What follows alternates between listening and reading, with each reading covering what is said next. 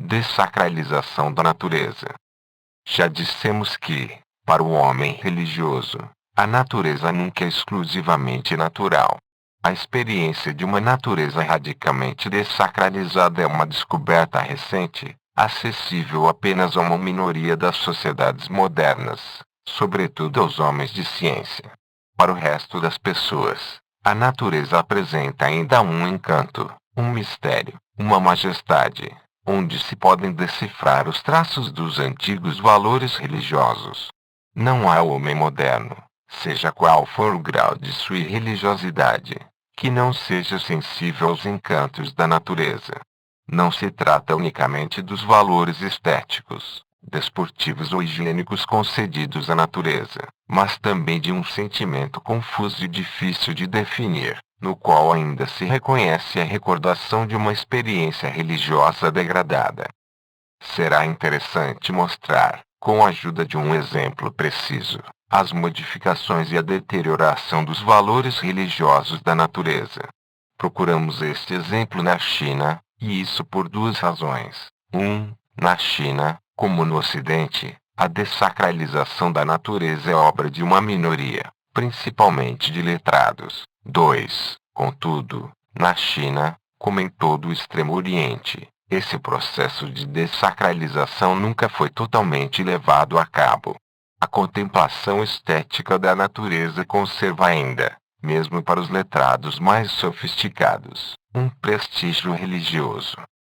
Sabe-se que, a partir do século XVII, a decoração dos jardins com lagos tornou-se moda entre os letrados chineses. Eram lagos no meio dos quais se erguiam alguns rochedos com árvores anãs, flores e, muitas vezes, modelos em miniatura de casas, pagodes, pontes e figuras humanas. Chamavam-lhes montanhas em miniatura, em anamita, ou montanha artificial em sino-anamita. Notemos que até os nomes trazem um significado cosmológico. A montanha, conforme vimos, é um símbolo do universo. Mas esses jardins em miniatura, que se tornaram objeto de predileção para os estetas, tinham uma longa história, até mesmo uma pré-história, na qual se revela um profundo sentimento religioso do mundo. Os antecedentes eram os lagos cuja água perfumada representava o mar e cuja cobertura sobrelevada figurava a montanha. A estrutura cósmica desses objetos é evidente. O elemento místico também estava presente, pois a montanha no meio do mar simbolizava as ilhas dos bem-aventurados, espécie de paraíso onde viviam os imortais toístas. Trata-se, pois, de um mundo à parte, um mundo em miniatura, que as pessoas instalavam em suas casas, em seus lares, para participar das forças místicas ali concentradas, de restabelecer, pela meditação, harmonia com o mundo. A montanha era ornada de grutas, e o folclore das grutas desempenhou um papel importante na construção dos jardins em miniatura. As grutas são retiros secretos, morada dos imortais toístas e local das iniciações.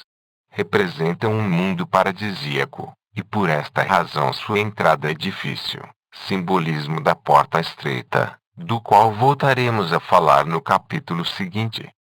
Mas todo este complexo água, árvores, montanha, gruta, que desempenharam um papel tão grande no toísmo, não era mais do que o desenvolvimento de uma ideia religiosa ainda mais antiga, a do local perfeito, quer dizer, completo compreendendo um monte e um lago e retirado. Local perfeito, pois ao mesmo tempo mundo em miniatura e paraíso, fonte de beatitude e lugar de imortalidade. Ora, a paisagem perfeita a monte e lago era o lugar santo e memorial, onde na China, todas as primaveras, rapazes e moças se encontravam para entoar cantos rituais alternados e para jogos amorosos. Adivinham-se facilmente as valorizações sucessivas desse lugar santo primordial.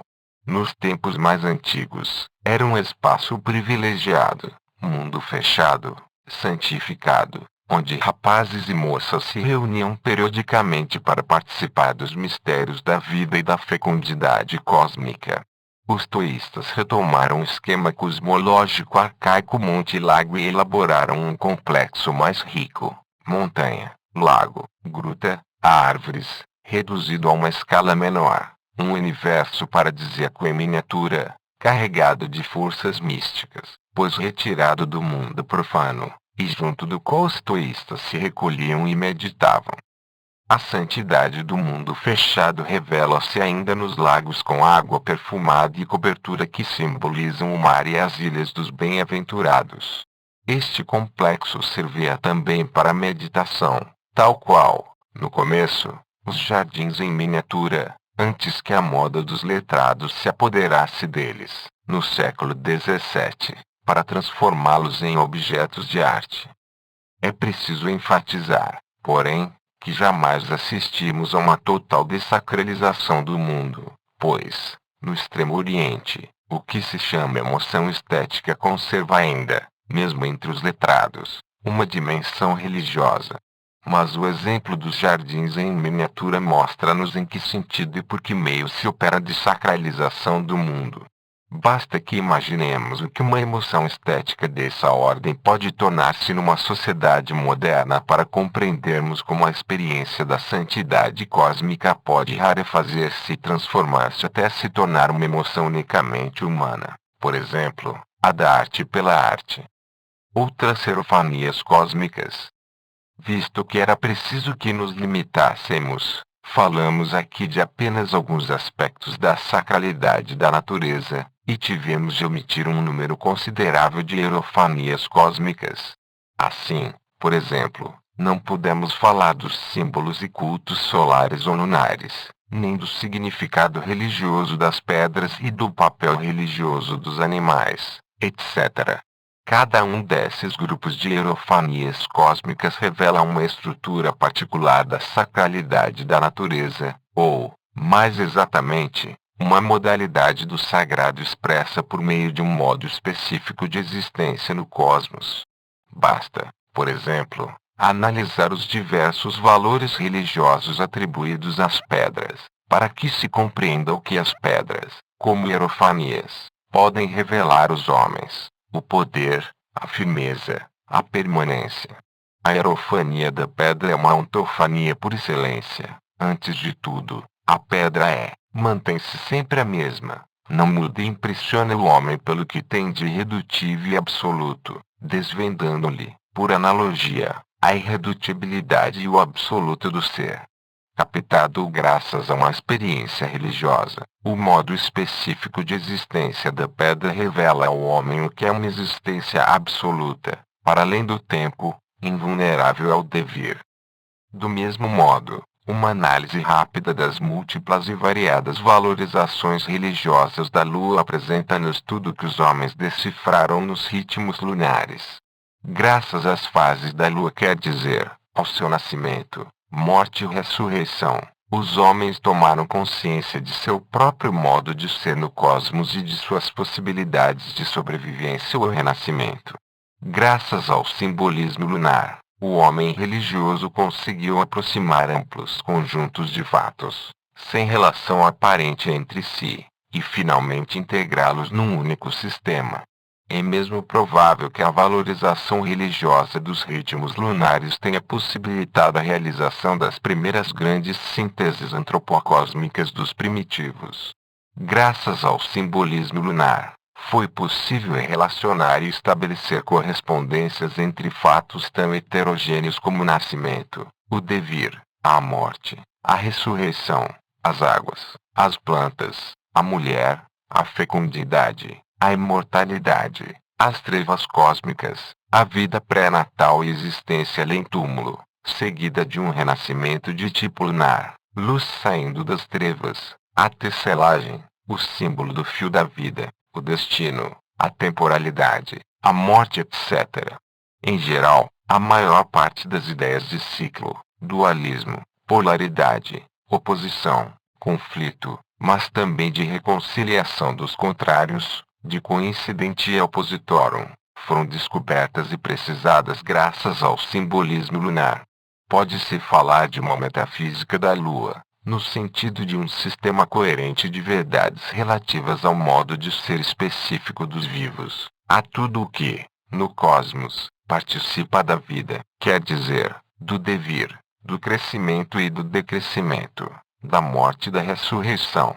Pois não se pode esquecer que a lua revela ao homem religioso não somente a ligação indissolúvel entre a morte e a vida, mas também, e sobretudo, que a morte não é definitiva, que é sempre seguida de um novo nascimento. A lua valoriza religiosamente o devir cósmico e reconcilia o homem com a morte. O sol, ao contrário, revela um outro modo de existência, não participa do devir, embora em constante movimento. O Sol permanece imutável, sua forma é sempre a mesma. As serofanias solares traduzem os valores religiosos da autonomia e da força, da soberania, da inteligência. É por isso que, em algumas culturas, assistimos a um processo de solarização dos seres supremos. Como vimos, os deuses celestes tendem a desaparecer da atualidade religiosa, mas em certos casos sua estrutura e seu prestígio sobrevivem ainda nos deuses solares, sobretudo nas civilizações altamente elaboradas, que desempenharam um papel histórico importante: Egito, Oriente Helenístico, México. Um grande número de mitologias heróicas é de estrutura solar. O herói é assimilado ao Sol, como este. O herói luta contra as trevas, desce ao reino da morte e sai vitorioso. Aqui, as trevas já não são, como nas mitologias lunares, um dos modos de ser da divindade, simbolizando, ao contrário, tudo o que Deus não é, portanto o adversário por excelência. As trevas já não são valorizadas como uma fase necessária à vida cósmica. Da perspectiva da religião solar, as trevas opõem-se à vida, às formas e à inteligência. As epifanias luminosas dos deuses solares tornam-se, em certas culturas, o sinal da inteligência. A assimilação Sol e inteligência chegou a tal ponto que as teologias solares e sincretistas do fim da antiguidade se transformaram em filosofias nacionalistas. O Sol é proclamado a inteligência do mundo, e Macróbio identifica no Sol todos os deuses do mundo greco-oriental, de Apolo e Júpiter até Osíris, Horus e Adonis, Saturnais, 17 a 23. No Tratado sobre o Sol Rei, do Imperador Juliano, assim como no Hino ao Sol, de Proclo, as serofanias solares dão lugar a ideias, e a religiosidade desaparece quase completamente na sequência desse longo processo de racionalização. Essa dessacralização das serofanias solares inscreve-se entre tantos outros processos similares, graças aos quais o cosmos inteiro acaba por ser esvaziado de seus conteúdos religiosos. Mas, conforme já dissemos, a secularização definitiva da natureza é coisa adquirida apenas para um número limitado de modernos, aqueles desprovidos de qualquer sentimento religioso.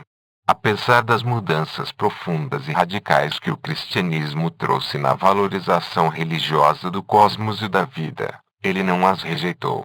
O escritor cristão Leon Bloy comprova que a vida cósmica, em sua totalidade, ainda pode ser sentida como cifra da divindade, ao escrever: quer a vida esteja nos homens, nos animais ou nas plantas, é sempre a vida, e quando vem o minuto, o ponto imperceptível que chamamos morte, é sempre Jesus que se retira, quer se trate de uma árvore ou de um ser humano. Capítulo 4. Existência humana e vida santificada. Existência aberta ao mundo. O objetivo último do historiador das religiões é compreender, e tornar compreensível aos outros, o comportamento do homo religiosus e seu universo mental. A empresa nem sempre é fácil. Para o inundo moderno, a religião como forma de vida e concepção do mundo confunde-se com o cristianismo. No melhor dos casos, um intelectual ocidental, com certo esforço, tem algumas probabilidades de se familiarizar com a visão religiosa da antiguidade clássica e mesmo com algumas das grandes religiões orientais, como, por exemplo, o hinduísmo ou o confucionismo. Mas esse esforço de alargar seu horizonte religioso, por mais louvável que seja, não o leva muito longe. Com a Grécia, a Índia, a China, o intelectual ocidental não ultrapassa a esfera das religiões complexas e elaboradas, que dispõem de uma vasta literatura sacra. Conhecer uma parte dessa literatura sacra, familiarizar-se com algumas mitologias e teologias orientais ou do mundo clássico, não é ainda suficiente para conseguir compreender o universo mental do homo religiosus. Essas mitologias e teologias encontram-se já excessivamente marcadas pelo longo trabalho dos letrados, embora, propriamente falando, não constituam religiões do livro, como é o caso do judaísmo, do zoroastrismo, do cristianismo, do islamismo. Possuem livros sagrados. A Índia, a China, ou, pelo menos, sofreram a influência de autores de prestígio, por exemplo, na Grécia, Homero. Para se obter uma perspectiva religiosa mais ampla, é mais útil familiarizar-se com o folclore dos povos europeus, em suas crenças, costumes e comportamento perante a vida e a morte. Ainda podemos reconhecer numerosas situações religiosas arcaicas. Estudando-se as sociedades rurais europeias, pode-se compreender o mundo religioso dos agricultores neolíticos. Em muitos casos, os costumes e as crenças dos camponeses europeus representaram um estado de cultura mais arcaico do que aquele testemunhado pela mitologia da Grécia clássica. É verdade que a maior parte das populações rurais da Europa foi cristianizada há mais de um milênio. Mas elas conseguiram integrar ao seu cristianismo uma grande parte de sua herança religiosa pré-cristã, de uma antiguidade imemorial. Seria inexato supor que, por esta razão, os camponeses da Europa não são cristãos. É preciso, porém, reconhecer que a religiosidade deles não se reduz às formas históricas do cristianismo, que conserva ainda uma estrutura cósmica quase inteiramente perdida na experiência dos cristãos das cidades. Pode-se falar de unicristianismo primordial, ahistórico. Ao se cristianizarem, os agricultores europeus integraram à sua nova fé a religião cósmica que conservavam desde a pré-história. Entretanto, para o historiador das religiões desejoso de compreender e fazer compreender a totalidade das situações existenciais do homo religiosus, o problema é mais complexo. Para lá das fronteiras das culturas agrícolas estende-se todo um mundo verdadeiramente primitivo dos pastores nômades, dos caçadores totemistas, das populações ainda no estágio da caça miúda e da colheita. Para conhecer o universo mental do homo religiosus é preciso ter em conta, sobretudo, os homens dessas sociedades primitivas. Ora, o comportamento religioso deles parece-nos, hoje, excêntrico, se não francamente aberrante, e, em todo caso, muito difícil de compreender. Mas o único meio de compreender um universo mental alheio é situar-se dentro dele, no seu próprio centro, para alcançar, a partir daí, todos os valores que esse universo comanda. O primeiro fato com que deparamos ao adotar a perspectiva do homem religioso das sociedades arcaicas é que o mundo existe porque foi criado pelos deuses, e que a própria existência do mundo quer dizer alguma coisa, que o mundo não é mudo nem opaco, que não é uma coisa inerte, sem objetivo e sem significado. Para o homem religioso, o cosmos vive e fala. A própria vida do cosmos é uma prova de sua santidade, pois ele foi criado pelos deuses e os deuses mostram os seus homens por meio da vida cósmica. É por essa razão que, a partir de um certo estágio de cultura, o homem se concebe como um microcosmos. Ele faz parte da criação dos deuses, ou seja, em outras palavras, ele reencontra em si mesmo a santidade que reconhece no cosmos. Segue-se daí que sua vida é assimilada à vida cósmica, como obra divina. Esta se torna a imagem exemplar da existência humana. Vimos, por exemplo, que o casamento é valorizado como uma hierogamia entre o céu e a terra. Entre os agricultores, porém, a correspondência terra-mulher é ainda mais complexa. A mulher é assimilada à gleba, as sementes ao sêmen viril e o trabalho agrícola à união conjugal. Esta mulher veio como um terreno vivo, semeai nela, homens, a semente. Está escrito no Atharva Veda, 14, 2, 14. Vossas mulheres são como campos para vós Corão, 11, 225. Uma rainha estéril lamenta-se, sou como um campo onde nada cresce. Num hino do século XII, a Virgem Maria é glorificada como terra nora arabilis quae fructum parturit. Tentemos compreender a situação existencial daquele para quem todas essas correspondências são experiências vividas e não simplesmente ideias. É evidente que sua vida possui uma dimensão a mais. Não é apenas humana, é ao mesmo tempo cósmica, visto que tem uma estrutura transhumana. Poder-se-ia chamá-la uma existência aberta, porque não é limitada estritamente ao modo de ser do homem. Sabemos, aliás, que o primitivo situa seu próprio modelo a atingir no plano transhumano revelado pelos mitos. A existência do homo religiosus, sobretudo do primitivo, é aberta para o mundo, vivendo. O homem religioso nunca está sozinho, pois vive nele uma parte do mundo.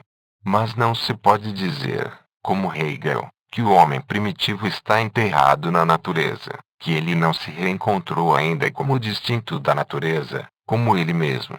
O hindu que, abraçando sua esposa, proclama que ela é a terra e ele é o céu, está ao mesmo tempo plenamente consciente da humanidade dele e de sua esposa. O agricultor austroasiático que designa com o mesmo vocábulo, lac, o falho e enxado e que, como tantos outros cultivadores, assimila os grãos ao sêmen viril, sabe muito bem que a enxada é um instrumento que ele fabricou para si que, ao trabalhar o campo, efetua um trabalho agrícola que exige um certo número de conhecimentos técnicos. Em outras palavras, o simbolismo cósmico junta um novo valor a um objeto ou uma ação, sem com isso prejudicar seus valores próprios e imediatos. Uma existência aberta para o mundo não é uma existência inconsciente, enterrada na natureza. A abertura para o mundo permite ao homem religioso conhecer-se conhecendo o mundo e esse conhecimento é precioso para ele porque é um conhecimento religioso, refere-se ao ser. Santificação da vida. O exemplo que acabamos de citar ajuda-nos a compreender a perspectiva do homem das sociedades arcaicas. Para ele, a vida como um todo é suscetível de ser santificada. São múltiplos os meios por que se obtém a santificação, mas o resultado é quase sempre o mesmo. A vida é vivida num plano duplo, desenrola-se como existência humana e, ao mesmo tempo, participa de uma vida transhumana, a do cosmos ou dos deuses. É provável que, num passado muito longínquo, todos os órgãos e experiências fisiológicas do homem, bem como todos os seus gestos, tivessem um significado religioso. Isto porque todos os comportamentos humanos foram fundados pelos deuses ou pelos heróis civilizadores. Em illo tempore, estes fundaram não somente os diversos trabalhos e as diversas formas de se alimentar, fazer amor, exprimir-se, etc., mas até os gestos aparentemente sem importância.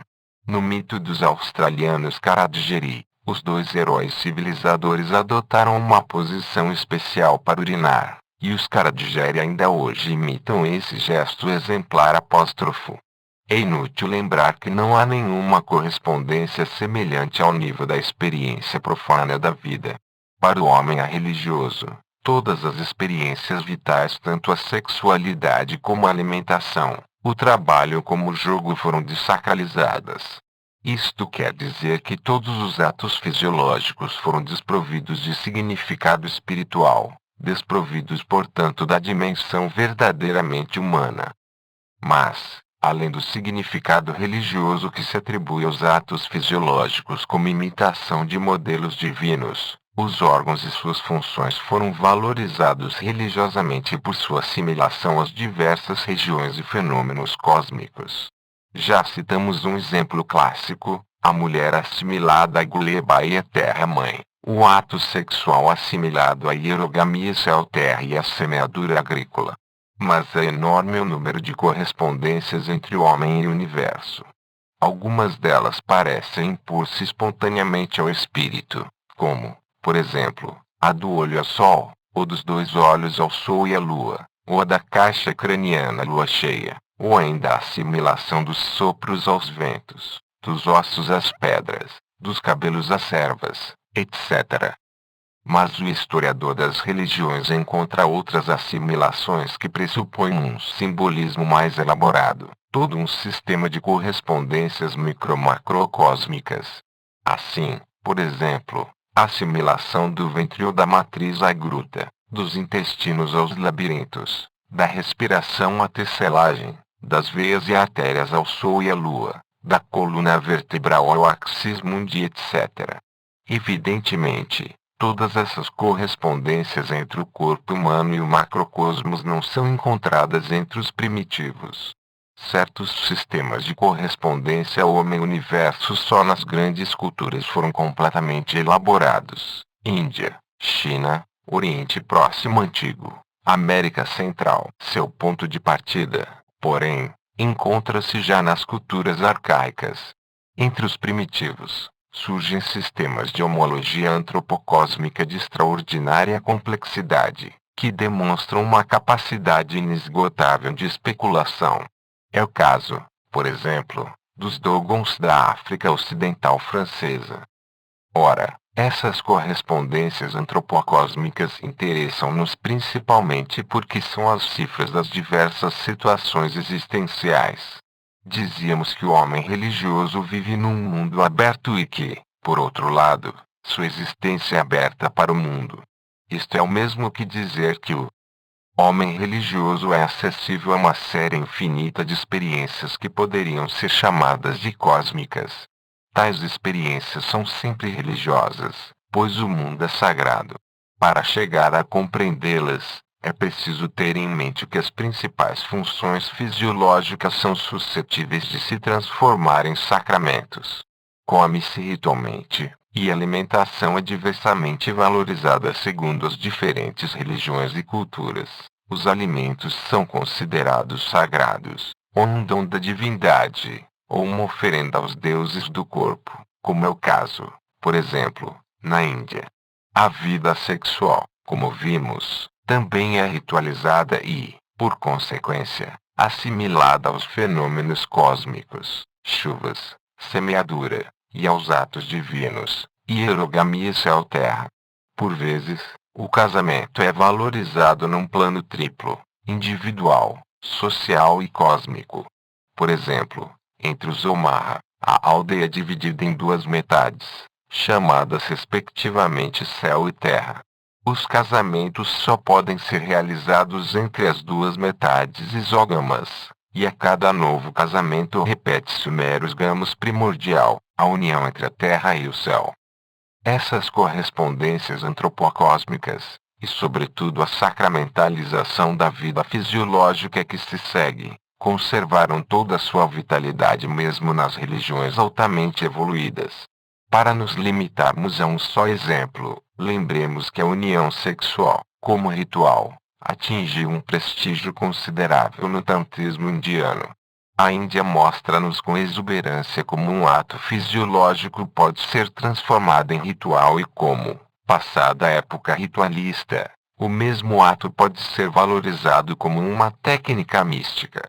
A exclamação do esposo na Bradharaniaka Upanishad: "Eu sou o céu, tu és a terra", segue-se a transfiguração prévia de sua esposa no altar do sacrifício védico. 6, 4, 3. No tantrismo, porém, a mulher acaba por encarnar Prakriti, a natureza, e a deusa cósmica, Shakti, ao passo que o macho se identifica com Shiva, o espírito puro, imóvel e sereno. A união sexual, Maituna, é antes de tudo uma integração desses dois princípios, a natureza, a energia cósmica e o espírito. Conforme exprime um texto tântrico, a verdadeira união sexual é a união da Shakti Suprema com o espírito humano. As outras só representam relações carnais com as mulheres. Kularnava Tantra 6, 111.112. Já se não trata de um ato fisiológico, asas de um rito místico, o homem e a mulher já não são seres humanos, mas seres desligados e livres como os deuses. Os textos tântricos sublinham infatigavelmente que se trata de uma transfiguração da experiência carnal. Pelos mesmos atos que fazem arder no inferno certos homens durante milhões de anos, o yogi obtém sua salvação eterna. Abradharanyaka Upanishad 5, 14, 8. Já afirma: aquele que sabe isso, seja qual for o pecado que pareça cometer, é puro, limpo, sem velhice, imortal. Em outras palavras, aquele que sabe dispõe de uma experiência totalmente diferente da experiência do profano. Quer dizer que toda experiência humana é suscetível de ser transfigurada, vivida num outro plano, o transhumano. O exemplo indiano mostra-nos a que refinamento místico pode chegar à sacramentalização dos órgãos e da vida fisiológica, sacramentalização amplamente atestada em todos os níveis arcaicos de cultura. Acrescentemos que a valorização da sexualidade como meio de participar do sagrado, ou, no caso da Índia, de obter o estado supra-humano da liberdade absoluta, não é isenta de perigos. Na própria Índia, o tantrismo deu ocasião a cerimônias aberrantes e infames. Aliás, no mundo primitivo, a sexualidade ritual foi acompanhada de inúmeras formas orgiásticas. Contudo, o exemplo conserva seu valor sugestivo, pois nos revela uma experiência que não é mais acessível numa sociedade desacralizada, a experiência de uma vida sexual santificada. Corpo, casa, cosmos. Vimos que o homem religioso vive num cosmos aberto e que está aberto ao mundo. Isto quer dizer, A, que está em comunicação com os deuses, B, que participa da santidade do mundo. Que o homem religioso só consegue viver num mundo aberto, tivemos ocasião de constatar ao analisar a estrutura do espaço sagrado. O homem deseja situar-se num centro, lá onde existe a possibilidade de comunicação com os deuses. Sua habitação é um microcosmos, e também seu corpo. A correspondência corpo-casa-cosmos impõe-se desde muito cedo. Insistamos um pouco neste exemplo, pois ele nos mostra em que sentido os valores da religiosidade arcaica são suscetíveis de ser reinterpretados pelas religiões, até mesmo pelas filosofias ulteriores. O pensamento religioso indiano utilizou abundantemente a correspondência tradicional casa-cosmos-corpo humano, e compreende-se por que, como cosmos, o corpo é, em última instância, uma situação, um sistema de condicionamentos que se assume. A coluna vertebral é assimilada ao pilar cósmico, Skanaba, ou à montanha Meru. Os sopros são identificados aos ventos, umbigo ou coração ao centro do mundo, etc. Mas a correspondência se faz também entre o corpo humano e o ritual em seu conjunto, o lugar do sacrifício. Os utensílios e os gestos sacrificiais são assimilados aos diversos órgãos e funções fisiológicas. O corpo humano, assimilado ritualmente ao cosmos ou ao altar védico, que é uma imago mundi, é também assimilado a uma casa. Um texto de Ataloga fala do corpo como de uma casa com uma coluna e 9 portas Goraksha Shataka, 14. Em resumo, ao se instalar conscientemente na situação exemplar a que está de certo modo predestinado, o homem se cosmiza. Em outras palavras, ele reproduz, em escala humana, o sistema dos condicionamentos recíprocos e dos ritmos que caracteriza e constitui o mundo, que define, em suma, todo o universo. A correspondência também atua no sentido contrário. O templo ou casa, por sua vez, são considerados como um corpo humano. O olho da cúpula é um termo frequente em várias tradições arquitetônicas. É importante, contudo, enfatizar que cada uma dessas imagens equivalentes cosmos, casa, corpo humano apresenta ou pode apresentar uma abertura superior que possibilita a passagem para um outro mundo.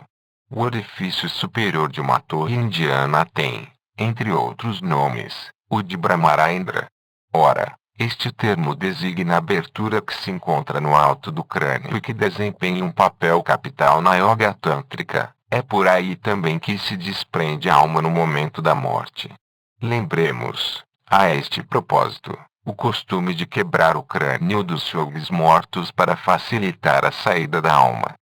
Esse costume indiano tem sua réplica nas crenças disseminadas pela Europa e Ásia, de que a alma do morto sai pela chaminé, orifício de fumaça, ou pelo telhado, principalmente pela parte do teto que se encontra acima do ângulo sagrado. Em caso de agonia prolongada, retira-se uma ou várias pranchas do teto, ou chega a si mesmo a despedaçá-lo. O significado deste costume é evidente. A alma se desliga mais facilmente do corpo se a outra imagem do corpo cosmos, que é a casa, for fraturada em sua parte superior. É claro que todas essas experiências são inacessíveis ao homem religioso, não somente porque, para este, a morte foi desacralizada, mas também porque já não vive num cosmos propriamente dito e já não se dá conta de que ter um corpo e instalar-se numa casa equivale a assumir uma situação existencial. É notável que o vocabulário místico indiano tenha conservado a correspondência ao homem-casa, sobretudo a assimilação do crânio ao teto ou à cúpula. A experiência mística fundamental, quer dizer, a superação da condição humana, é expressa por uma imagem dupla, a rotura do telhado e o voo nos ares. Os textos budistas falam dos arates que voam pelos ares quebrando o teto do palácio, que, voando por sua própria vontade, quebram e atravessam o teto da casa e vão pelos ares, etc. Essas fórmulas podem ser interpretadas de duas maneiras. No plano da experiência mística, trata-se de um êxtase e, portanto, do voo da alma pelo Brahmarandara. No plano metafísico, trata-se da abolição do mundo condicionado. Mas os dois significados do voo dos arates exprimem a ruptura de um nível ontológico e a passagem de um modo de ser a outro, ou, mais exatamente, a passagem da existência condicionada a um modo de ser não condicionado, quer dizer, de perfeita liberdade. Na maior parte das religiões arcaicas, o voo significa o acesso a um modo de ser sobre-humano, Deus, mágico, espírito, em última instância a liberdade de se mover à vontade e portanto uma apropriação da condição do espírito. Para o pensamento indiano, o arate que rompe o teto da casa e voa pelos ares ilustra, de maneira figurada, que ele transcendeu o cosmos e alcançou um modo de ser paradoxal, impensável até, o da liberdade absoluta, seja qual for o nome que lhe deem, Nirvana, Asanskrita, Samadhi, Saja, etc. No plano mitológico, o gesto exemplar da transcendência do mundo é ilustrado por Buda, ao proclamar que quebrou o ovo cósmico, a concha da ignorância e que atingiu a bem-aventurada, a universal dignidade de Buda. O exemplo mostra-nos a importância da perenidade dos simbolismos arcaicos relativos à habitação humana. Esses simbolismos exprimem situações religiosas primordiais, mas são suscetíveis de modificar seus valores, enriquecendo-se de significados novos e integrando-se em sistemas de pensamento cada vez mais articulados. Habita-se o corpo da mesma maneira que se habita uma casa ou cosmos que se criou para si mesmo. Toda situação legal e permanente implica a inserção num cosmos, num universo perfeitamente organizado, imitado, portanto, segundo o modelo exemplar, a criação. Território habitado, templo, casa, corpo, como vimos, são cosmos. Mas todos esses cosmos, e cada um de acordo com seu modo de ser, apresentam uma abertura, seja qual for o sentido que lhe atribuam as diversas culturas. Olho do templo, chaminé, torre de fumaça, Brahmarandibara, etc. De uma maneira ou outra, o cosmos que o homem habita é corpo, casa, território tribal. Este mundo em sua totalidade comunica-se pelo alto com um outro nível que lhe é transcendente.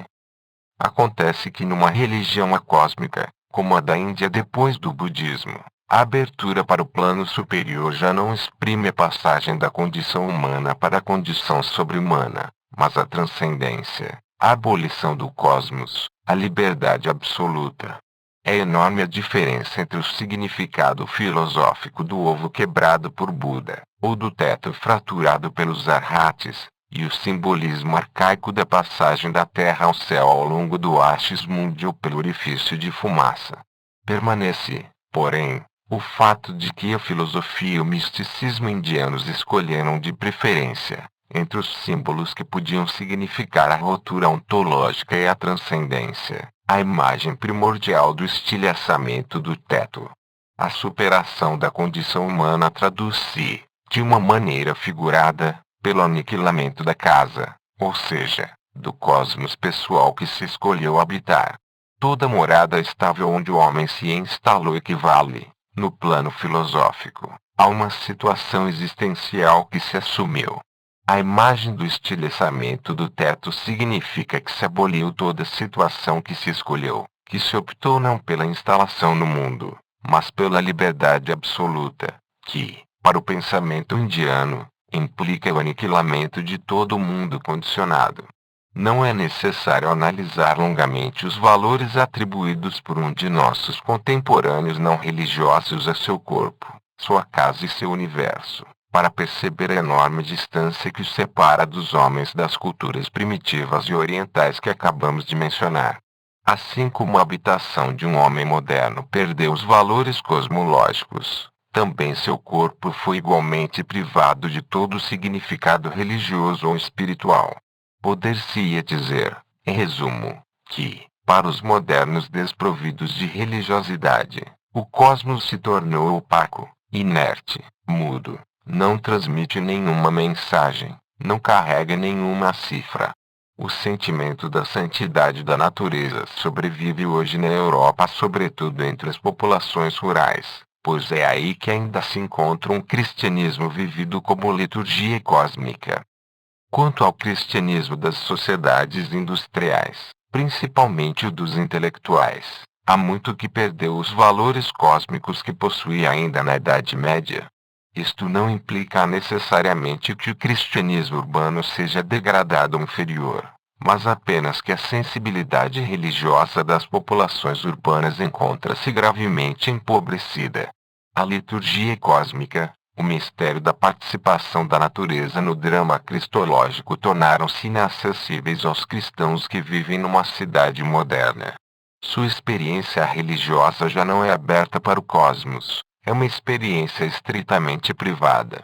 A salvação é um problema que diz respeito ao homem e seu Deus. No melhor dos casos, o homem reconhece-se responsável não somente diante de Deus, mas também diante da história. Mas nestas relações homem-Deus, história e o cosmos não têm nenhum lugar. O que permite supor que, mesmo para um cristão autêntico, o mundo já não é sentido como obra de Deus. A passagem pela porta estreita. Tudo o que acabamos de dizer sobre o simbolismo corpo-casa, e suas correspondências antropocósmicas, está longe de ter esgotado a extraordinária riqueza do assunto. Tivemos de nos limitar apenas a alguns de seus múltiplos aspectos. A casa, visto que é ao mesmo tempo uma imago mundi e uma réplica do corpo humano, desempenha um papel considerável nos rituais e nas mitologias. Em certas culturas, por exemplo, China proto-histórica, Etrúria, etc., as urnas funerárias têm a forma de casa, apresentam uma abertura superior que permite à alma do morto entrar e sair. A urna casa torna-se de certo modo o novo corpo do defunto. É também de uma casinha em forma de capuz que sai o antepassado mítico, e é sempre numa tal casa urna capuz que se esconde o sol durante a noite para tornar a sair de manhã. Há, pois, uma correspondência estrutural entre as diversas modalidades de passagem, das trevas à luz, sol, da preexistência de uma raça humana à manifestação, antepassado mítico, da vida à morte e à nova existência post-mortem, alma. Sublinhamos várias vezes que toda forma de cosmos universo, o templo, a casa, o corpo humano é provida de uma abertura superior. Agora se compreende melhor o significado desse simbolismo. A abertura torna possível a passagem de um modo de ser a outro, de uma situação existencial a outra.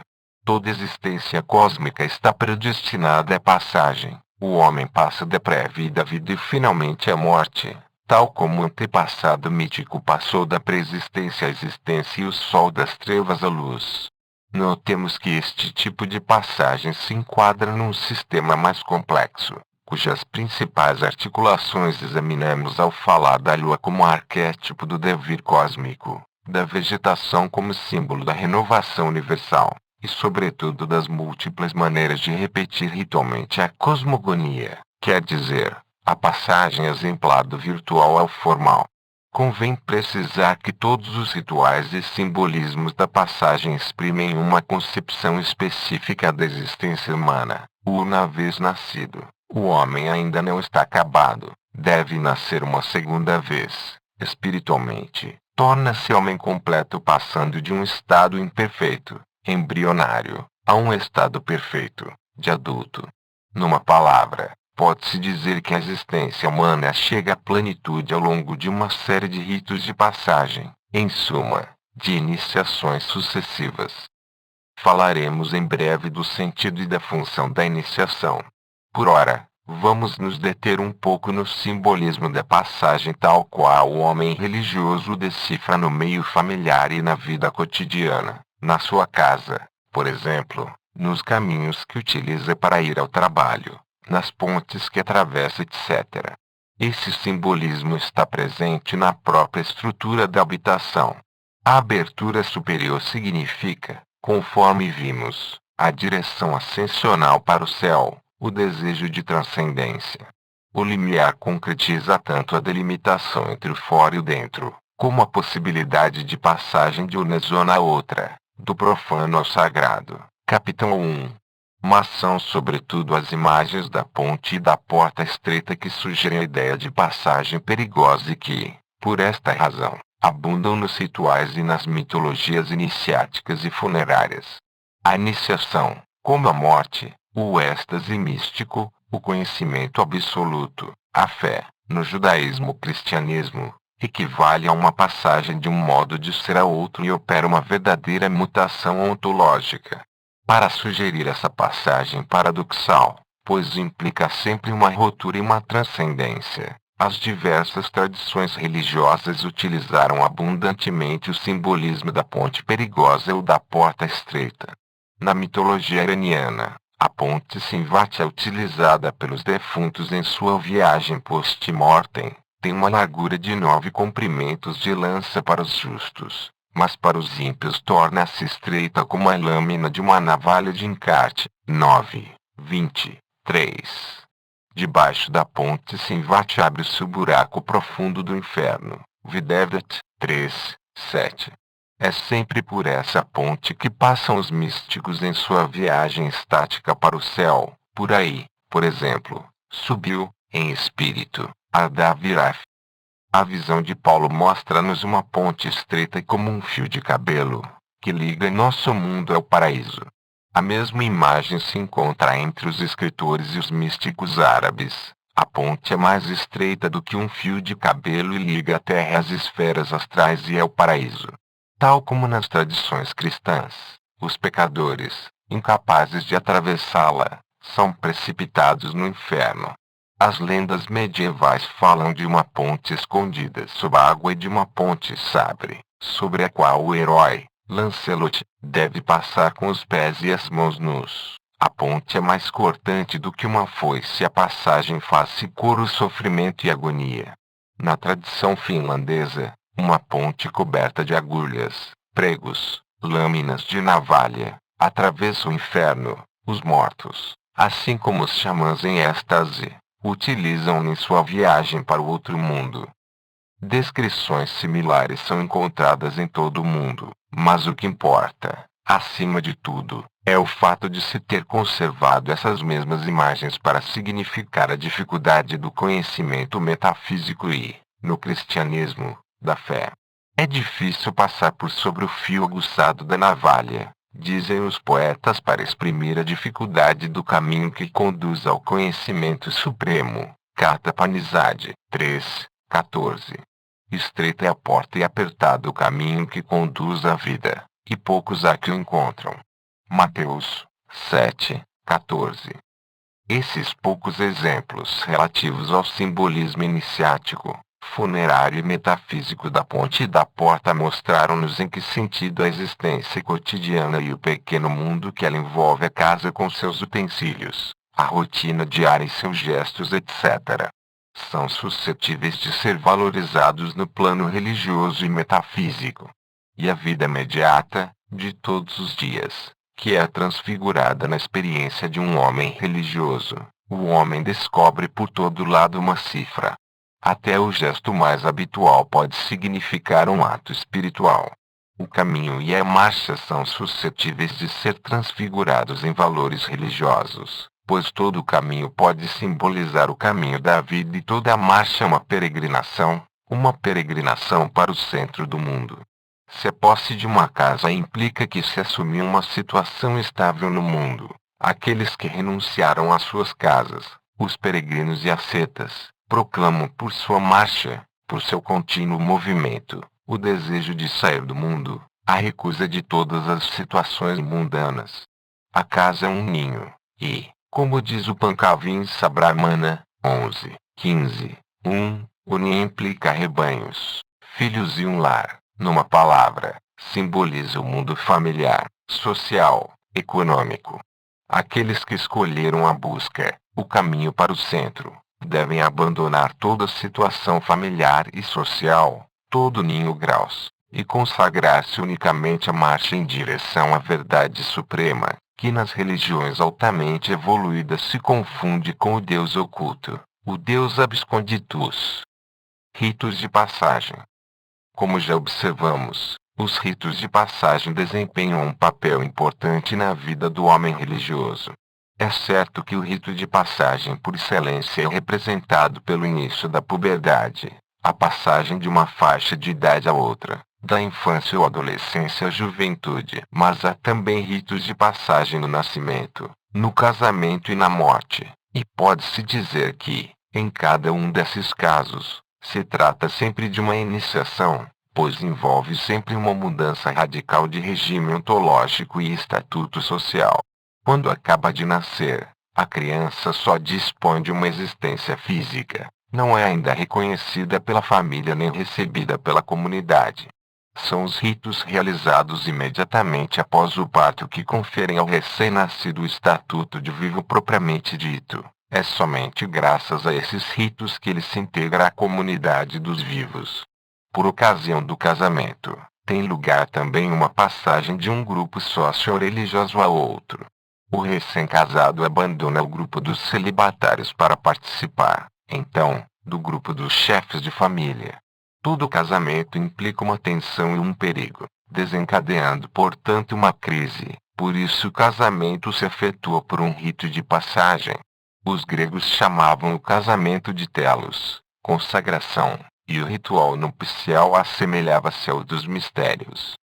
No que diz respeito à morte, os ritos são mais complexos, visto que se trata não apenas de um fenômeno natural à vida, ou à alma, abandonando o corpo, mas também de uma mudança de regime ao mesmo tempo ontológico e social. O defunto deve enfrentar certas provas que dizem respeito ao seu próprio destino post-mortem, mas deve também ser reconhecido pela comunidade dos mortos e aceito entre eles.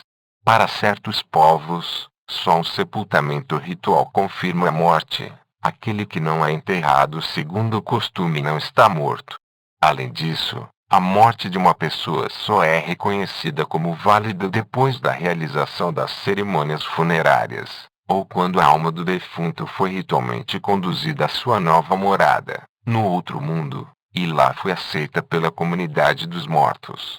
Para o homem religioso, o nascimento, o casamento, a morte não passam de acontecimentos que dizem respeito ao indivíduo e sua família, Raramente no caso de chefes de Estado ou políticos esses acontecimentos têm repercussões políticas.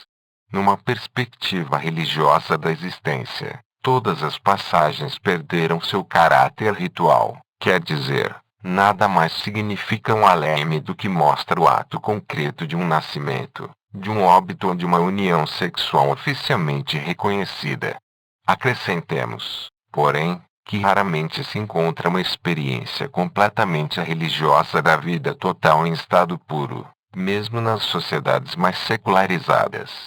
É possível que uma tal experiência completamente religiosa se torne mais corrente em um futuro mais ou menos longínquo, mas por hora ainda rara. O que se encontra no mundo profano é uma secularização radical da morte, do casamento e do nascimento, mas, como não tardaremos a ver, subsistem apesar de tudo vagas recordações e nostalgias de comportamentos religiosos abolidos. Quanto aos rituais iniciáticos propriamente ditos, convém fazer uma distinção entre as iniciações da puberdade, faixa de idade, e as cerimônias de admissão numa sociedade secreta. A diferença mais importante reside no fato de que todos os adolescentes são obrigados a enfrentar a iniciação da idade, ao passo que as sociedades secretas são reservadas a um determinado número de adultos. Parece certo que a instituição de iniciação da puberdade é mais antiga do que da sociedade secreta. Encontra-se mais espalhada e atestada desde os níveis mais arcaicos de cultura, como, por exemplo, entre os australianos e os fueguinos. Não nos cabe expor aqui as cerimônias iniciáticas em toda sua complexidade. Nosso objetivo é mostrar que, já nos estágios arcaicos de cultura, a iniciação desempenha um papel capital na formação religiosa do homem, e, sobretudo, que ela consiste essencialmente numa mudança do regime ontológico do neófito. Ora, este fato parece-nos muito importante para a compreensão do homem religioso. Mostra-nos que o homem das sociedades primitivas não se considera acabado tal como se encontra ao nível natural da existência. Para se tornar um homem propriamente dito, deve morrer para esta vida primeira, natural, e renascer para uma vida superior, que é ao mesmo tempo religiosa e cultural. Em outras palavras, o primitivo coloca seu ideal de humanidade num plano sobre-humano.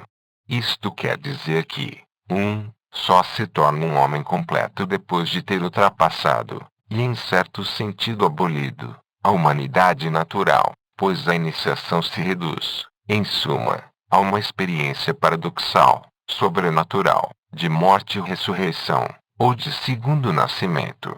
2. Os ritos iniciáticos comportando as provas, a morte e a ressurreição simbólicas foram fundados pelos deuses, os heróis civilizadores ou os antepassados míticos. Esses ritos têm, portanto, uma origem sobre-humana, e, ao realizá-los, o neófito imita um comportamento sobre-humano, divino. É importante reter este fato, pois nos mostra mais uma vez que o homem religioso se quer diferente do que se encontra ao nível natural, esforçando-se por fazer-se segundo a imagem ideal que lhe foi revelada pelos mitos. O homem primitivo esforça-se por atingir um ideal religioso de humanidade, e nesse esforço encontram-se já os germes de todas as éticas elaboradas mais tarde nas sociedades evoluídas. Evidentemente, nas sociedades religiosas modernas, a iniciação já não existe como ato religioso. Veremos mais adiante, contudo, que, embora fortemente dessacralizados, os padrões de iniciação ainda sobrevivem no mundo moderno. Fenomenologia da iniciação. A iniciação comporta geralmente uma tripla revelação, a do sagrado, a si a morte e a da sexualidade. A criança ignora todas essas experiências, o iniciado as conhece, assume íntegra em sua nova personalidade. Acrescentemos que se o neófito morre para sua vida infantil, profana, não regenerada, renascendo para uma nova existência, santificada, ele renasce também para um modo de ser que torna possível um conhecimento, a ciência. O iniciado não é apenas um recém-nascido ou um ressuscitado, é um homem que sabe, que conhece os mistérios, que teve revelações de ordem metafísica. Durante seu treinamento na selva, aprende os segredos sagrados, os mitos relativos aos deuses e à origem do mundo, os verdadeiros nomes dos deuses, o papel e a origem dos instrumentos rituais utilizados durante as cerimônias de iniciação, os bulihores, as lâminas de sílex para circuncisão, etc. A iniciação equivale ao amadurecimento espiritual, e em toda a história religiosa da humanidade reencontramos sempre este tema. O iniciado, aquele que conheceu os mistérios, é aquele que sabe. A cerimônia começa sempre com a separação do neófito de sua família e um retiro na selva. Já há ali um símbolo da morte, a floresta, a selva. As trevas simbolizam além, os infernos. Em alguns lugares acredita-se que um tigre vem e transporta no dorso os candidatos. A fera encarna um antepassado mítico, o senhor da iniciação, que conduz os adolescentes aos infernos. Além disso, considera-se que o neófito é engolido por um monstro, em cujo ventre reina a noite cósmica, é o mundo embrionário da existência, tanto no plano cósmico como no plano da vida humana. Em inúmeras regiões, existe na selva uma cabana iniciática. É aí que os jovens candidatos sofrem uma parte de suas provas e são instruídos nas tradições secretas da tribo. Ora, a cabana iniciática simboliza o ventre materno. A morte do neófito significa uma regressão ao estado embrionário, mas isto não deve ser compreendido unicamente em termos de fisiologia humana, mas também em termos cosmológicos. O estado fetal equivale a uma regressão provisória ao mundo virtual, pré-cósmico. Outros rituais trazem à luz o simbolismo da morte iniciática. Entre alguns povos, os candidatos são enterrados ou deitados em túmulos recém-cavados, ou então são cobertos de folhagens e permanecem imóveis, como mortos. Ou esfregam-nos com um pó branco a fim de que se assemelhem aos espectros. Os neófitos imitam, aliás, o comportamento dos espectros, não se servem dos dedos para comer, pegando o alimento diretamente com os dentes, como se acreditava que faziam as almas dos mortos. Por fim, as torturas a que são submetidos têm inúmeros significados, entre os quais o seguinte: o neófito torturado e mutilado é considerado torturado, esquartejado, cozido ou queimado pelos demônios senhores da iniciação, quer dizer, pelos antepassados míticos. Os sofrimentos físicos correspondem à situação daquele que é comido pelo demônio fera, cortado em pedaços nas goelas do monstro iniciático, digerido em seu ventre. As mutilações, arrancar dentes, amputar dedos, etc., são carregadas, também, de um simbolismo da morte. A maior parte das mutilações relacionam-se com as divindades lunares. Ora, a lua desaparece periodicamente, morre, para renascer 3 noites mais tarde. O simbolismo lunar enfatiza que a morte é a condição primeira de toda regeneração mística. Além das operações específicas como a circuncisão e a subincisão, fora as mutilações iniciáticas, outros sinais exteriores marcam a morte e a ressurreição: tatuagem, escarificações. Quanto ao simbolismo do renascimento místico, apresenta-se sob múltiplas formas. Os candidatos recebem outros nomes, que serão daí para frente seus verdadeiros nomes. Entre algumas tribos, considera-se que os jovens iniciados esqueceram tudo de sua vida anterior. Imediatamente após a iniciação são alimentados como crianças, conduzidos pela mão e ensinados de novo a como se comportar.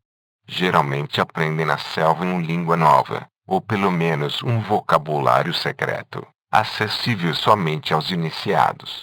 Como se vê, com a iniciação, tudo recomeça.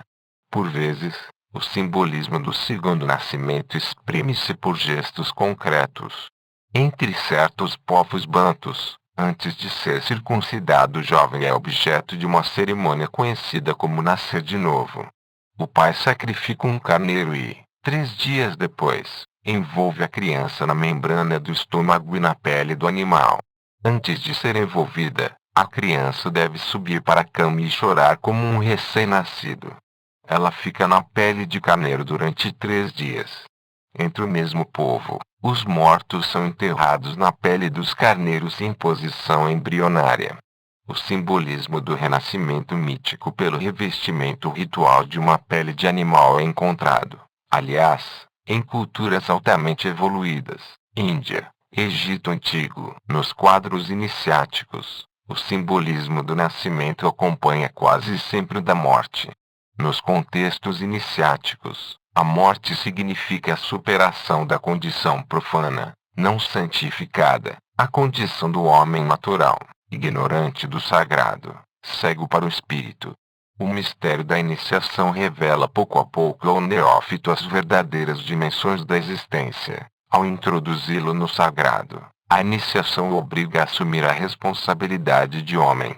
É importante ter este fato em mente. O acesso à espiritualidade traduz-se, em todas as sociedades arcaicas, por um simbolismo da morte de um novo nascimento. Sociedades masculinas e sociedades femininas.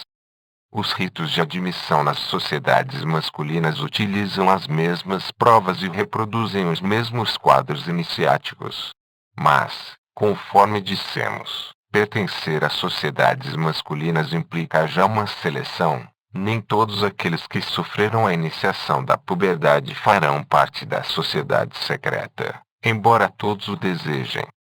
Para dar um exemplo, entre as tribos africanas Mandja e Banda, existe uma sociedade secreta conhecida pelo nome de Ngakola. Segundo o mito que se conta aos neófitos durante a iniciação, Ngakola era um monstro que tinha o poder de matar os homens, engolindo-os e vomitá-los em seguida, renovados. O neófito é introduzido numa choupana que simboliza o corpo do monstro. A ele ouve a voz lúgubre de Ngakola e é chicoteado e submetido a torturas, pois, segundo lhe dizem, ele entrou agora no ventre de Ngakola e está prestes a ser digerido. Depois de passar por outras provações, o mestre da iniciação anuncia finalmente que Ngakola, que comera o neófito, acaba de vomitar. Reencontra-se aqui o simbolismo da morte pela absorção no ventre de um monstro, simbolismo que desempenha um enorme papel nas iniciações de puberdade. Notemos ainda uma vez que os ritos de entrada numa sociedade secreta correspondem, ponto por ponto, às iniciações de puberdade, reclusão, torturas e provas iniciáticas, morte e ressurreição, imposição de um novo nome, ensino de uma língua secreta, etc. Existem, igualmente, iniciações femininas. Não se deve esperar encontrar nos ritos iniciáticos e nos mistérios reservados às mulheres o mesmo simbolismo ou, mais exatamente, expressões simbólicas idênticas às das iniciações e confrarias masculinas. Mas facilmente se descobre um elemento comum. É sempre uma experiência religiosa profunda que está na base de todos os ritos e mistérios. É o acesso à socialidade, tal como ela se revela ao assumir a condição de mulher, que constitui o objetivo tanto dos ritos iniciáticos de puberdade como das sociedades secretas femininas. A iniciação começa com a primeira menstruação. Este sintoma fisiológico comanda uma ruptura, o afastamento da jovem de seu mundo familiar. Ela é imediatamente isolada, separada da comunidade. A segregação tem lugar numa cabana especial, na selva ou num canto escuro da habitação. A jovem catamenial deve manter-se numa posição específica, muito incômoda, e evitar ser vista pelo sol ou tocada por qualquer pessoa. Traz um vestido especial, ou um sinal, uma cor que lhe está de certo modo reservada, e deve nutrir-se de alimentos crus. A segregação e a reclusão na sombra, numa cabana escura na selva, lembram-nos o simbolismo da morte iniciática dos rapazes isolados na floresta, encerrados em choupanas. Existe, no entanto, uma diferença. Entre as meninas a segregação tem lugar imediatamente após a primeira menstruação, sendo portanto individual, ao passo que entre os rapazes é coletiva. A diferença se explica pelo aspecto fisiológico, manifesto entre as meninas do fim da infância. Mas as meninas acabam por constituir um grupo, e então a iniciação delas é realizada coletivamente, por velhas monitoras. Quanto às sociedades femininas, estão sempre relacionadas com o mistério do nascimento e da fertilidade. O mistério do parto, quer dizer, a descoberta feita pela mulher de que ela é criadora no plano da vida, constitui uma experiência religiosa intraduzível em termos da experiência masculina. Compreende-se então por que o parto deu lugar a rituais secretos femininos que se organizam às vezes como verdadeiros mistérios. Até na Europa se conservaram os traços desses mistérios. Como entre os homens, encontramos múltiplas formas de associações femininas, onde o segredo e o mistério aumentam progressivamente. Há, para começar, a iniciação geral, pela qual passa toda jovem e toda recém-casada, e que conduz à instituição das sociedades femininas. Há, em seguida, as associações femininas de mistérios, como na África ou, na Antiguidade, nos grupos fechados das Mênades. Sabe-se que essas confrarias femininas de mistério demoraram muito tempo a desaparecer. Lembremos as feiticeiras da Idade Média Europeia e suas reuniões rituais. Morte e iniciação. O simbolismo e o ritual iniciáticos que comportam ser engolido por um monstro desempenharam um papel considerável tanto nas iniciações como nos mitos heróicos e nas mitologias da morte. O simbolismo do regresso ao ventre tem sempre uma valência cosmológica. É o mundo inteiro que, simbolicamente, regressa com o neófito à noite cósmica para poder ser criado de novo, regenerado. Conforme vimos, recita-se o mito cosmológico com fins terapêuticos. Para curar o doente, é preciso fazê-lo nascer mais uma vez, e o modelo arquetípico do nascimento é a cosmogonia. É preciso abolir a obra do tempo, restabelecer o instante auroral de antes da criação, no plano humano. Isto equivale a dizer que é preciso retornar à página branca da existência, ao começo absoluto, quando nada se encontrava ainda maculado, quando nada estava ainda estragado. Penetrar no ventre do monstro ou ser simbolicamente enterrado ou fechado na cabana iniciática equivale a uma regressão ao instinto primordial, à noite cósmica. Sair do ventre, ou da cabana tenebrosa, ou da tumba iniciática, equivale a uma cosmogonia. A morte iniciática reitera o retorno exemplar ao caos para tornar possível a repetição da cosmogonia, ou seja, para preparar o novo nascimento. A regressão ao caos verifica-se às vezes literalmente. É o caso, por exemplo, das doenças iniciáticas dos futuros xamãs, consideradas inúmeras vezes como verdadeiras loucuras. Assiste-se, com efeito, a uma crise total, que conduz muitas vezes à desintegração da personalidade. O caos psíquico é o sinal de que o homem profano se encontra prestes a dissolver-se e que uma nova personalidade está prestes a nascer.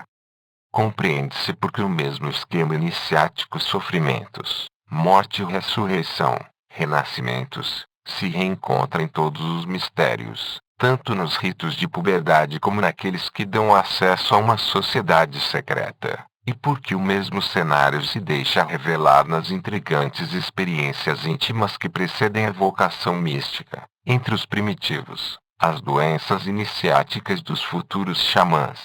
O homem das sociedades primitivas esforçou-se por vencer a morte transformando em rito de passagem. Em outras palavras, para os primitivos, morre-se sempre para qualquer coisa que não seja essencial. Morre-se sobretudo para a vida profana. Em resumo, a morte chega a ser considerada como a suprema iniciação, quer dizer, como o começo de uma nova existência espiritual. Mas ainda, geração, morte e regeneração, renascimento, foram compreendidas como os três momentos de um mesmo mistério. E todo o esforço espiritual do homem arcaico foi empregado em mostrar que não devem existir cortes entre esses três momentos. Não se pode parar em um dos três momentos. O movimento, a regeneração continuam sempre. Refaz-se infatigavelmente a cosmogonia para se estar seguro de que se faz de fato alguma coisa, uma criança, por exemplo, ou uma casa, ou uma vocação espiritual. É por isso que se encontra sempre a valência cosmogônica, dos ritos de iniciação, o segundo nascimento, e a criação espiritual. O quadro iniciático quer dizer morte para a condição profana, seguida do renascimento para o mundo sagrado. Para o mundo dos deuses também desempenha um papel importante nas religiões evoluídas. O sacrifício indiano constitui um exemplo célebre. Seu objetivo é alcançar, após a morte, o céu, a morada dos deuses ou a qualidade de Deus, Devatma. Em outras palavras, pelo sacrifício forja-se uma condição sobre-humana, resultado que pode ser comparado ao das iniciações arcaicas. Ora, o sacrificante deve ser previamente consagrado pelos sacerdotes, e a consagração, Diksha, comporta um simbolismo iniciático de estrutura obstétrica, propriamente falando. A Diksha transforma ritualmente o sacrificante em embrião, fazendo nascer uma segunda vez. Os textos enfatizam longamente o sistema de correspondência graças ao qual o sacrificante sofre um regresso usar ter um seguido de um novo nascimento. Vejamos, por exemplo, o que diz a esse respeito a Aitareya Brahmana, e 3. Os sacerdotes transformam em embrião aquele a quem concedem a consagração, Diksha, aspergem-no com água, a água é a semente víril. Fazem-no entrar no abrigo especial. O abrigo especial é a matriz de quem faz a Diksha. Fazem-no entrar assim na matriz que lhe convém. Recobrem-no com uma veste. A veste é o ânio. Põe-lhe por cima uma pele de antílope negro. O córion está, de fato, por cima do ânio. Ele tem os punhos cerrados. Com efeito, o embrião tem os punhos cerrados enquanto está no ventre. A criança tem os punhos fechados quando nasce. Ele tira a pele de antílope para entrar no banho. É por isso que os embriões vêm ao mundo despojados do córion. Ele mantém a veste para entrar no mundo e é por isso que a criança nasce com ânio por cima de si. O conhecimento sagrado e, por extensão, a sabedoria são concebidos como fruto de uma iniciação. E é significativo que tanto na Índia antiga como na Grécia se encontra o simbolismo obstétrico ligado ao despertar da consciência suprema. Não era sem razão que Sócrates se comparava a uma parteira. Ele de fato ajudava o homem a nascer para a consciência de si, dava à luz o homem novo. Encontra-se o mesmo simbolismo na tradição budista. O monge abandonava seu nome de família e tornava-se um filho do Buda Sakyaputta, pois nascer entre os santos, Arya. Conforme dizia Kassapa ao falar de si mesmo, filho natural do bem-aventurado, nascido de sua boca, nascido do Dibama, a doutrina, formado pelo Dibama etc. Samyutta Nikaya, 11, 221. O nascimento iniciático implicava a morte para a existência profana. O esquema conservou-se tanto no hinduísmo como no budismo. O yogi morre para esta vida a fim de renascer para um outro modo de ser. Aquele é representado pela libertação. O Buda ensinava o caminho e os meios de morrer para a condição humana profana, quer dizer, para a escravidão e a ignorância, e renascer para a liberdade, para a beatitude e para o incondicionado do nirvana. A terminologia indiana do renascimento iniciático lembra, às vezes, o simbolismo arcaico do novo corpo que o neófito obtém graças à iniciação.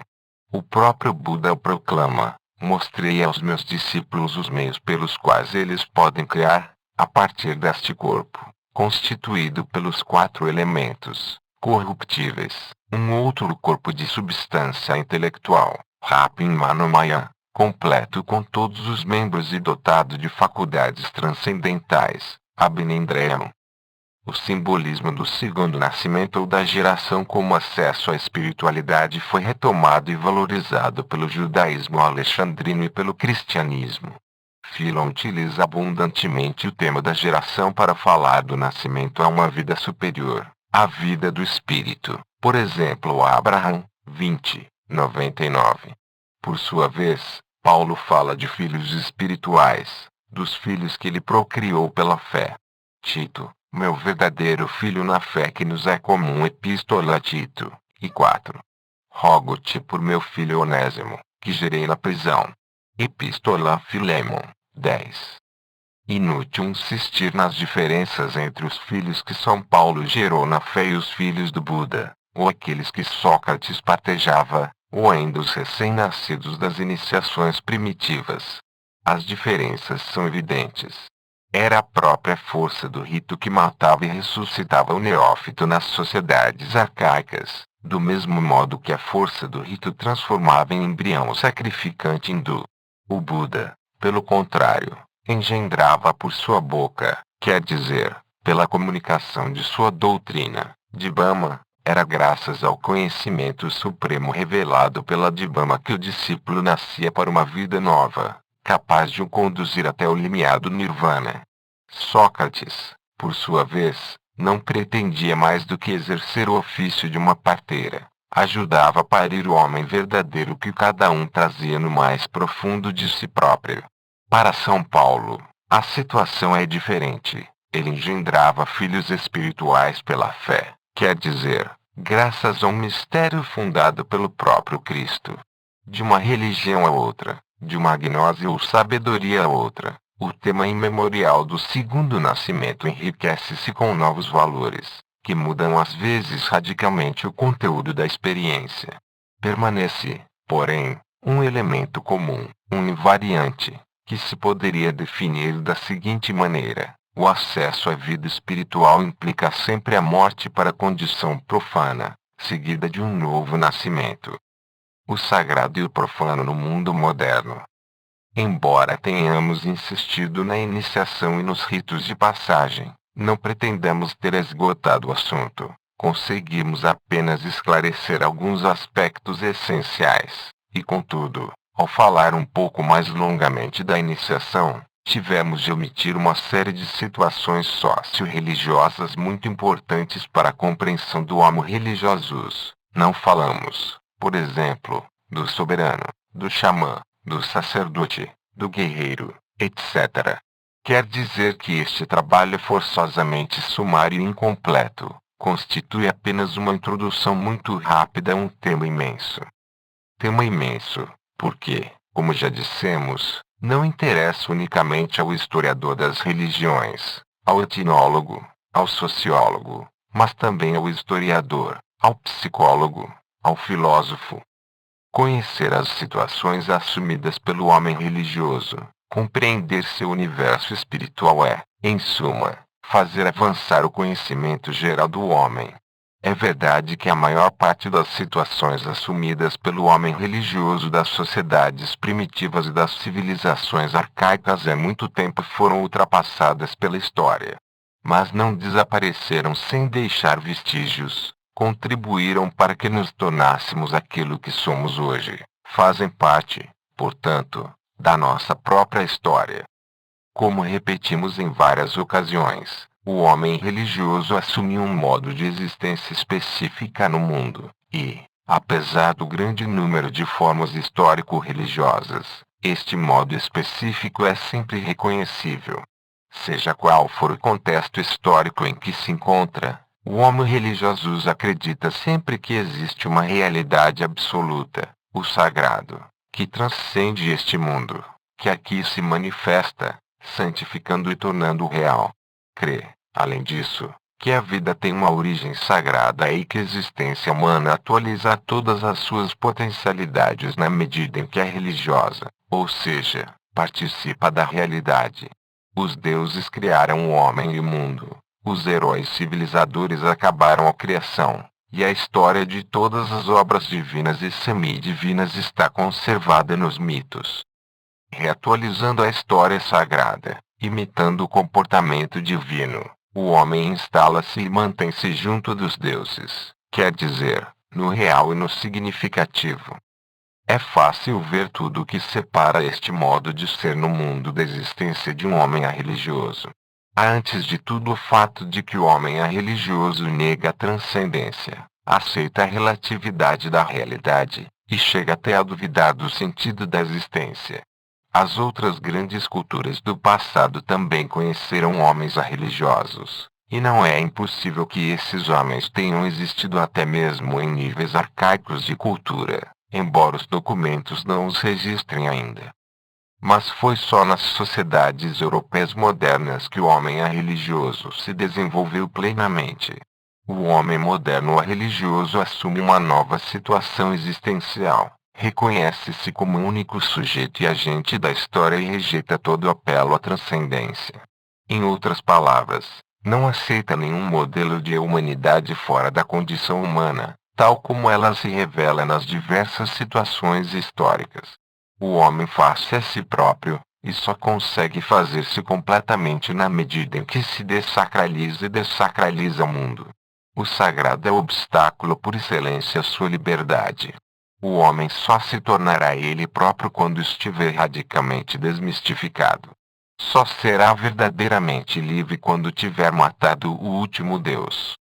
Não nos cabe discutir, aqui, esta tomada de posição filosófica.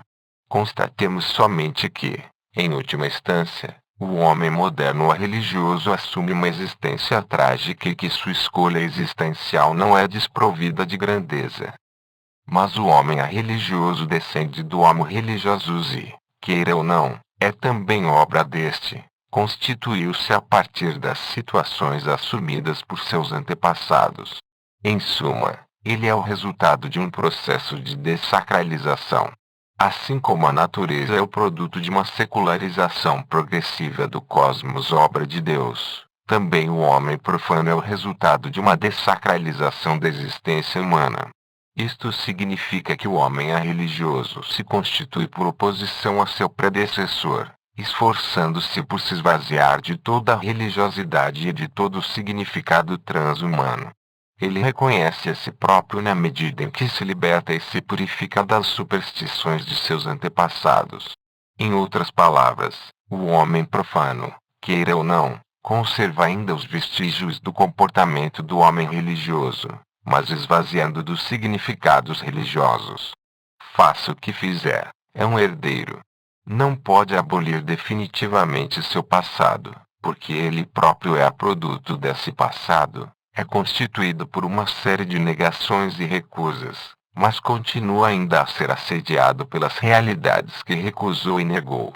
Para obter um mundo próprio, dessacralizou o mundo em que viviam seus antepassados, mas, para chegar aí, foi obrigado a adotar um comportamento oposto àquele que o precedia e ele sente que este comportamento está sempre prestes a reatualizar-se, de uma forma ou outra, no mais profundo de seu ser. Como já dissemos, o homem religioso no estado puro é um fenômeno muito raro, mesmo na mais dessacralizada das sociedades modernas.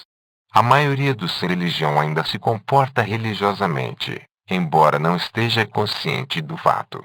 Não se trata somente da massa das superstições ou dos tabus do homem moderno, que têm todos uma estrutura e uma origem mágico-religiosas. O homem moderno que se sente e se pretende religioso carrega ainda toda uma mitologia camuflada e numerosos ritualismos degradados. Conforme mencionamos, os festejos que acompanham o Ano Novo ou a instalação numa casa nova apresentam, ainda que laicizada, a estrutura de um ritual de renovação. Constata-se o mesmo fenômeno por ocasião das festas e dos júbilos que acompanham um casamento ou o nascimento de uma criança, a obtenção de um novo emprego ou uma ascensão social, etc. Poder-se escrever uma obra inteira sobre os mitos do homem moderno, sobre as mitologias camufladas nos espetáculos que ele prefere, nos livros que lê. O cinema, esta fábrica de sonhos, retoma e utiliza inúmeros motivos míticos, a luta entre o herói e o monstro, os combates e as provas iniciáticas, as figuras e imagens exemplares, a donzela, o herói, a paisagem paradisíaca, o inferno, etc. Até a leitura comporta uma função mitológica não somente porque substitui a narração dos mitos nas sociedades arcaicas e a literatura oral, viva ainda nas comunidades rurais da Europa, mas sobretudo porque, graças à leitura, o homem moderno consegue obter uma saída do tempo comparável efetuada pelos mitos. Quer se mate o tempo com um romance policial, ou se penetre num universo temporal alheio representado por qualquer romance, a leitura projeta o homem moderno para fora de seu tempo pessoal e o integra a outros ritmos, fazendo viver numa outra história. A grande maioria dos sem religião não está, propriamente falando, livre dos comportamentos religiosos, das teologias e mitologias.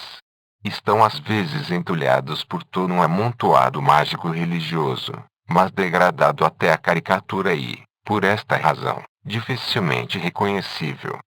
O processo de dessacralização da existência humana atingiu muitas vezes formas híbridas de baixa magia e de religiosidade simiesca. Não nos referimos às inúmeras pequenas religiões que pululam em todas as cidades modernas, às igrejas, seitas e escolas pseudo-ocultas, neo-espiritualistas ou intituladas herméticas, pois todos esses fenômenos ainda pertencem à esfera da religiosidade, ainda que se trate quase sempre de aspectos aberrantes de pseudomorfose. Também não fazemos alusão aos diversos movimentos políticos e profetismos sociais, cuja estrutura mitológica e fanatismo religioso são facilmente discerníveis. Bastará, para dar um só exemplo, relembrarmos a estrutura mitológica do comunismo e seu sentido escatológico. Marx retoma e prolonga um dos grandes mitos escatológicos do mundo asiático-mediterrâneo, a saber, o papel redentor do justo, o eleito, o ungido, o inocente, o mensageiro, nos nossos dias, o proletariado, cujos sofrimentos são chamados a mudar o estatuto ontológico do mundo. Com efeito, a sociedade sem classes de Marx e a consequente desaparição das tensões históricas encontram seu precedente mais exato no mito da Idade do Ouro, que, segundo múltiplas tradições, caracteriza o começo e o fim da história. Marx enriqueceu este mito venerável de toda uma ideologia messiânica judaico-cristã, por um lado, o papel profético e a função soteriológica que lhe atribuiu ao proletariado, por outro, a luta final entre o bem e o mal, que pode aproximar-se facilmente do conflito apocalíptico entre o Cristo e o Anticristo, seguido da vitória decisiva do primeiro.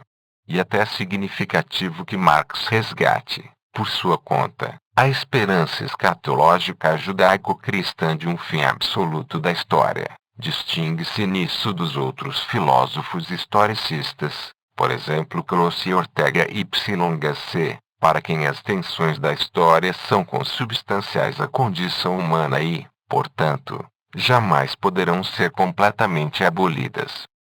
Mas não é apenas nas pequenas religiões ou nos misticismos políticos que se reencontram comportamentos religiosos camuflados ou degenerados. Pode-se reconhecê-los também em movimentos que se proclamam francamente laicos, até mesmo antirreligiosos. Citamos, por exemplo, o nudismo ou os movimentos a favor da liberdade sexual absoluta, ideologias nas quais é possível decifrar os vestígios da nostalgia do paraíso, o desejo de restabelecer o estado edênico anterior à queda, quando o pecado não existia e não havia ruptura entre as beatitudes da carne e a consciência. Além disso, é interessante constatar quantas encenações iniciáticas persistem ainda em numerosas ações e gestos do homem religioso de nossos dias. Deixamos de lado, evidentemente, as situações onde sobrevive, degradado, um certo tipo de iniciação, por exemplo, a guerra e principalmente os combatentes individuais, sobretudo entre aviadores, feitos que implicam provas equiparáveis às das iniciações militares tradicionais, embora, em nossos dias, os combatentes já não percebam o significado profundo de suas provas e, portanto, tirem pouco proveito de seu alcance iniciático. Mas mesmo técnicas especificamente modernas, como a psicanálise, mantêm ainda o padrão iniciático. O paciente é convidado a descer muito profundamente em si mesmo, a fazer reviver seu passado, enfrentar de novo seus traumatismos e, do ponto de vista formal, essa operação perigosa assemelha-se às descidas iniciáticas aos infernos, entre os espectros, e aos combates com os monstros. Assim como o iniciado devia sair vitoriosamente das provas, em suma, morrer e ressuscitar para alcançar uma existência plenamente responsável e aberta aos valores espirituais, o analisado de nossos dias deve afrontar seu próprio inconsciente, assediado de espectros e monstros, para encontrar nisso a saúde e integridade psíquicas, o mundo dos valores culturais. Mas a iniciação está tão estreitamente ligada ao modo de ser da existência humana, que um número considerável de gestos e ações do homem moderno ainda repete quadros iniciáticos. Inúmeras vezes, a luta pela vida, as provas e as dificuldades que tornam árduas uma vocação ou carreira repetem de algum modo as práticas iniciáticas, em consequência dos golpes que recebe, do sofrimento e das torturas morais, ou mesmo físicas, que sofre, que um jovem experimenta a si próprio, conhece suas possibilidades, toma consciência de suas forças e acaba por tornar-se, ele próprio, espiritualmente adulto e criador. Trata-se, é claro, da espiritualidade tal como é concebida no mundo moderno. Pois toda a existência humana se constitui por uma série de provas, pela experiência reiterada da morte e da ressurreição. É por isso que, num horizonte religioso, a existência fundada pela iniciação, quase se poderia dizer que, na medida em que se realiza, a própria existência humana é uma iniciação. Em suma, a maioria dos homens sem religião partilha ainda das pseudo-religiões e mitologias degradadas. Isso, porém, não nos surpreende, pois, como vimos, o homem profano descende do homo religiosus e não pode anular sua própria história, quer dizer, os comportamentos de seus antepassados religiosos, que o constituíram tal como ele é hoje. Além do mais, grande parte de sua existência é alimentada por pulsões que lhe chegam do mais profundo de seu ser, da zona em que se chamou de inconsciente. Um homem exclusivamente racional é uma abstração. Jamais o encontramos na realidade. Todo ser humano é constituído, ao mesmo tempo, por uma atividade consciente e por experiências irracionais. Ora, os conteúdos e as estruturas do inconsciente apresentam semelhanças surpreendentes com as imagens e figuras mitológicas. Não queremos dizer que as mitologias sejam produto do inconsciente, pois o modo de ser do mito é justamente que ele se revela como mito. Ou seja, proclama que algo se manifestou de maneira exemplar. Um mito é produzido pelo inconsciente da mesma maneira que se pode dizer que Madame Bovary é produto de um adultério. Todavia, os conteúdos e estruturas do inconsciente são resultado das situações existenciais e memoriais, sobretudo das situações críticas, e é por essa razão que o inconsciente apresenta uma aura religiosa. Toda crise existencial põe de novo em questão, ao mesmo tempo, a realidade do mundo e a presença do homem no mundo. Em suma, a crise existencial é a religiosa, visto que, aos níveis arcaicos de cultura, o ser confunde-se com o sagrado. Conforme vimos, é a experiência do sagrado que funda o mundo, e mesmo a religião mais elementar é, antes de tudo, uma ontologia. Em outras palavras, na medida em que o inconsciente é o resultado de inúmeras experiências existenciais, não pode deixar de assemelhar-se aos diversos universos religiosos. Pois a religião é a solução exemplar de toda a crise existencial, não apenas porque é indefinidamente repetível, mas também porque é considerada de origem transcendental e, portanto, valorizada como revelação recebida de um outro mundo, transhumano. A solução religiosa não somente resolve a crise, mas, ao mesmo tempo, torna a existência aberta a valores que já não são contingentes nem particulares, permitindo assim ao homem ultrapassar as situações pessoais e, no fim das contas, alcançar o mundo do espírito. Não nos cabe desenvolver aqui todas as consequências da relação entre o conteúdo e as estruturas do inconsciente, por um lado, e os valores da religião, por outro. O objetivo dessa alusão foi mostrar em que sentido mesmo o homem mais francamente religioso partilha ainda, no mais profundo de seu ser, de um comportamento religiosamente orientado.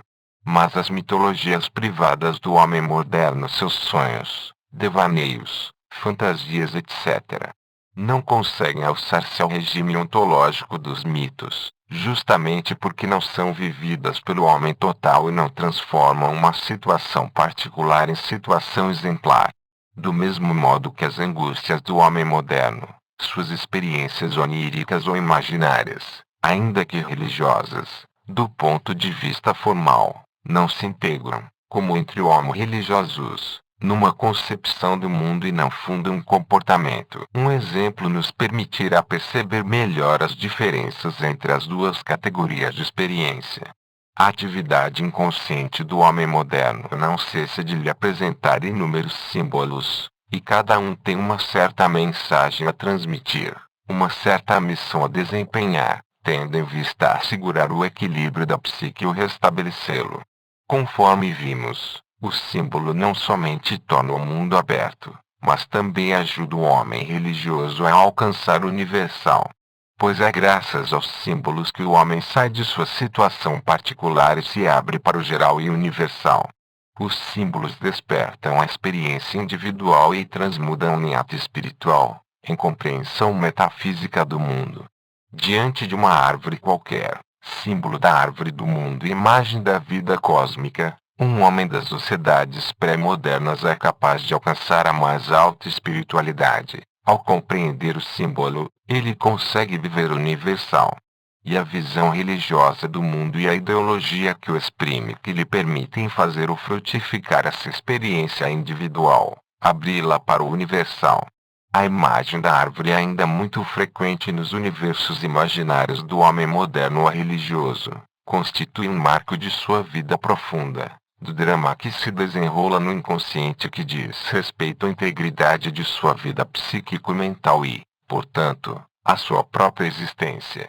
Mas enquanto o símbolo da árvore não desperta a consciência total do homem, tornando aberto ao universal, não se pode dizer que o símbolo desempenhou completamente sua função. Ele só em parte salvou um homem de sua situação individual ao permitir-lhe, por exemplo, integrar o crise de profundidade e ao devolver-lhe o equilíbrio psíquico provisoriamente ameaçado, mas não o elevou ainda à espiritualidade, ou seja, não conseguiu revelar-lhe uma das estruturas do real. Este exemplo basta, parece-nos, para mostrar em que sentido o homem religioso das sociedades modernas é ainda alimentado e ajudado pela atividade de seu inconsciente, sem que por isso alcance uma experiência e uma visão do mundo propriamente religiosa. O inconsciente oferece-lhe soluções para as dificuldades de sua própria existência e, neste sentido, desempenha o papel da religião, pois, antes de tornar uma existência criadora de valores, a religião assegura-lhe a integridade.